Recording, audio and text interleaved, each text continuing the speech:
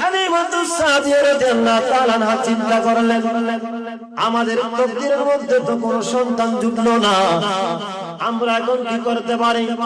আল্লাহ যা করার তিনি করবেন। আমরা অসহায় বাচ্চাটা একটু নিয়ে যাই। নিয়ে নিল ঘরের মধ্যে। হালিমাতুস সাদিয়া বলেন, আমি আমার ঘরের মধ্যে যখন ওই শিশু মুহাম্মদকে যখন আনলাম, আমি দেখতে পেলাম আমার ঘরের মধ্যে যখন নিলাম এমন একটা হাসি মারলো। আমি হালিমাতুস সাদিয়া টাকার কথা ভুলে গিয়েছি, দ্বন্দ্বের কথা ভুলে গিয়েছি।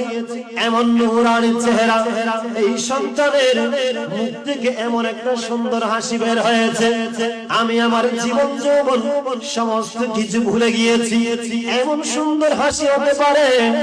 এবার আল্লাহর দরবারে বললাম, ও মওলা, টাকা লাগবে না, দ্বন্দ্ব লাগবে না, এমন একটা নূরানি সন্তান আমার কোলের মধ্যে তুমি আল্লাহ দান করেছো, এটাই শুকরিয়া, আলহামদুলিল্লাহ।